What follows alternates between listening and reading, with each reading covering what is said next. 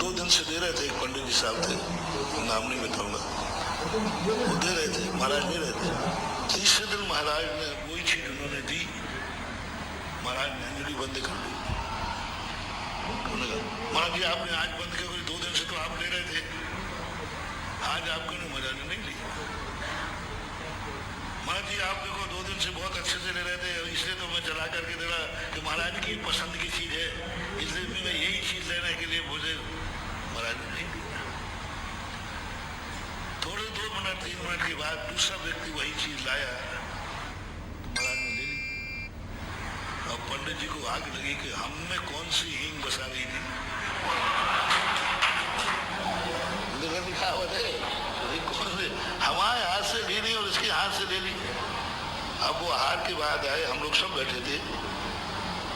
महाराज जी ये बताओ, आप जो चीज 2 दिन से ले रहे थे आज क्यों नहीं ली?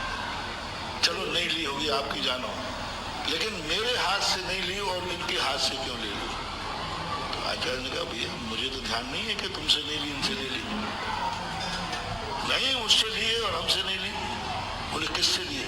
तो वो भी बाद में बैठा, बोले इससे लिए। तो आचार्य ने कहा उससे पूछो भाई क्या दिया उसने, उससे पूछो तुम क्या दे दे, उसने क्या दिया उससे पूछो। अब वो तो चाचा चौधरी था।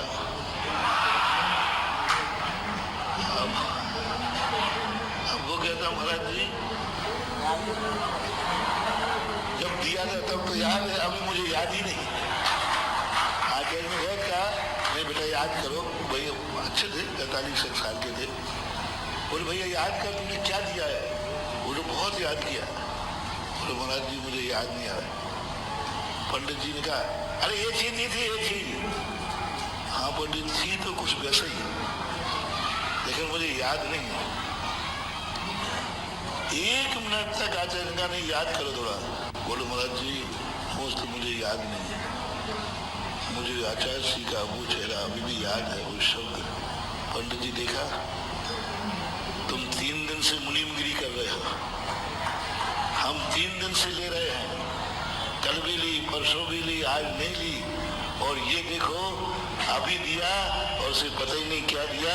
ये है दान, इसलिए तुमसे नहीं लिया, इससे लिया क्योंकि तुमने पहले कह दिया आप 2 दिन से ले रहे हो, तो हम समझ गए कि ये दानी नहीं, ये मुनीमगिरी कर रहा है, इसलिए बंद किया है।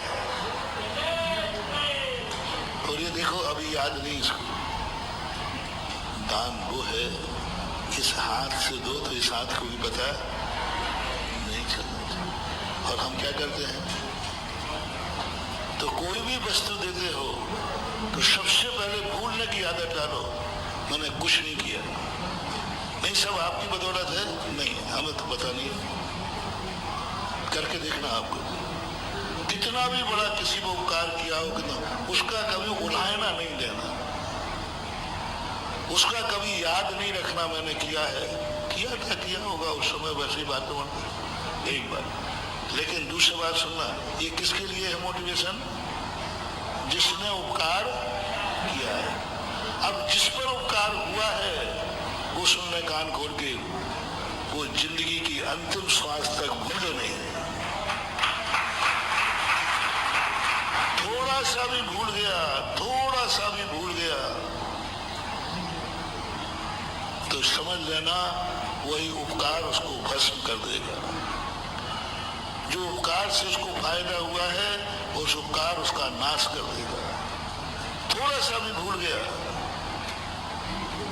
कभी नहीं। कृत उपकारम न विस्मरंती साधवा, सज्जन पुरुषों पर कोई उपकार करता है तो उसको कभी भूलते जन्म जन्म तक याद रहेंगे, अरे इसने हमारे ऊपर उपकार किया। आज जो कुछ भी हैं सब हम इनकी बदौलत हैं, आज जो कुछ भी हमारे पास है इनकी बदौलत है, आज जो कुछ भी हम हैं पूज्य गुरुदेव की बदौलत है। कभी नहीं भूलना, कितने भी जिंदगी निकल जाए, क्योंकि उन्होंने उपकार किया है। एक अक्षर का भी, एक थोड़ा सा भी वो उपकार हमारे ऊपर हुआ है। आज उस उपकार की बदौलत हमें, अन्यथा जो ज्ञान है वो सब खत्म हो जाता है, ऐन मौके पे कभी काम नहीं आता।